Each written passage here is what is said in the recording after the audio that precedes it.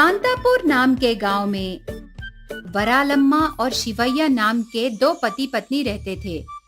उनका इकलौता बेटा बालराजू था।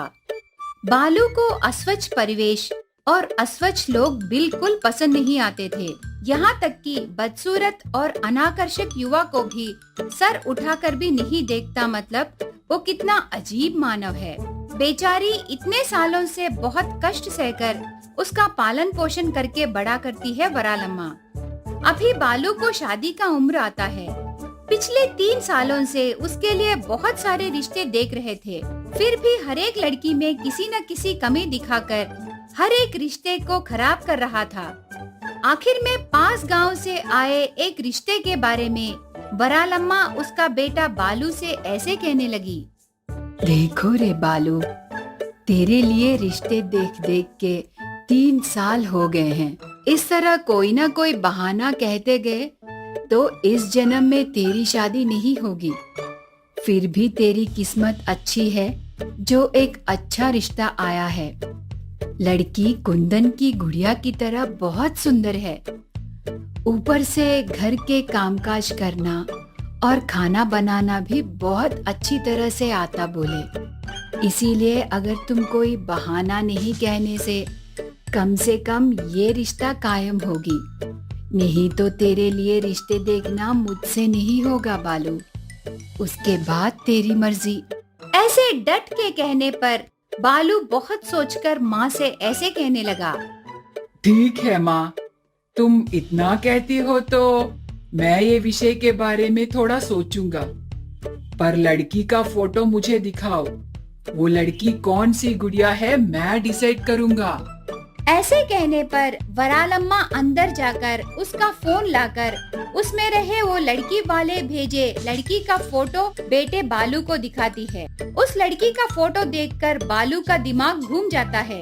वो लड़की से शादी करना उसका भाग्य है जैसे लग रही थी उस लड़की की सुंदरता। दुल्हन की फोटो देखकर बालू उसके माँ से ऐसे कहने लगा। माँ, इतने दिनों से इतनी सुंदर लड़की को क्यों नहीं ढूंढे? अब और कुछ मत सोचो और जल्दी से इस रिश्ते को कायम करो। यही हमारी घर की बहू है माँ। ऐसे कहकर बहुत खुश होने लगता है। इतने दिनों बाद उसके बेटे को एक लड़की पसंद आने पर उसके बेटे का विचार बदलने से पहले ही शादी कराने की जल्दबाजी शुरू होती है वरालम्मा को।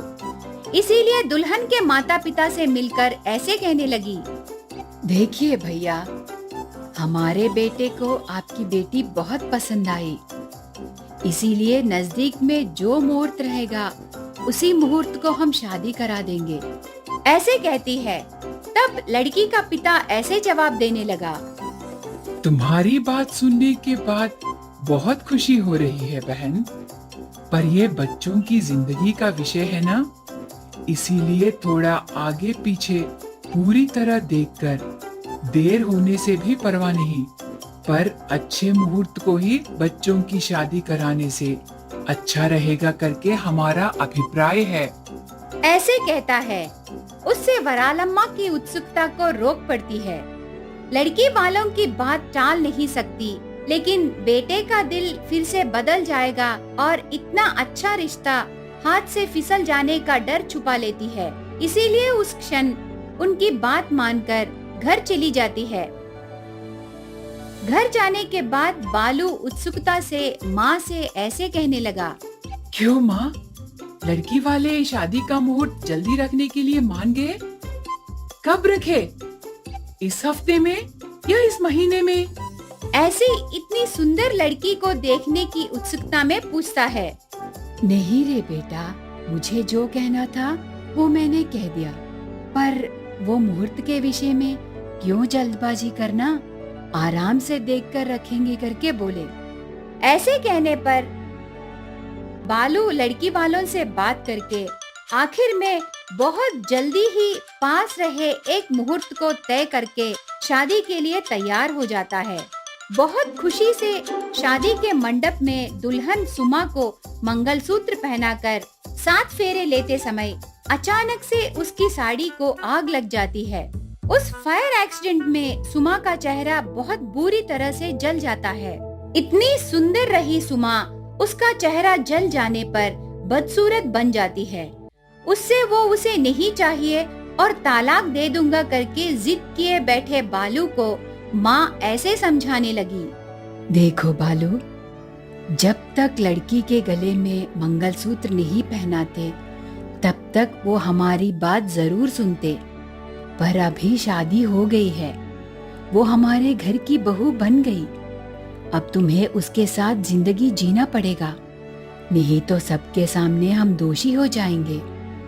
फिर भी वो लोग नहीं नहीं करके कहते रहे, पर तुमने उनकी बात नहीं सुनी और पास के मुहूर्त को ही शादी पक्की कर ली। ऐसे करने से ऐसे ही होगा बेटा, इसीलिए कहते हैं बड़ों के कहे अच्छी बातें सुननी चाहिए। ऐसे माँ की बातों को मानने के सिवा और कोई रास्ता नहीं रहता बालू को। इसीलिए उसे नापसंद होने पर भी उसकी बदसूरत पत्नी सुमा को परिवार बसाने घर ले आना पड़ा। थोड़े दिनों बाद सुमा को जलन के चोट ठीक हो जाने पर भी उस चोट से हुए धब्बों के कारण सुमा बदसूरत दिखाई देने लगती है। इसीलिए बालू को उसे देखना भी पसंद नहीं आता था।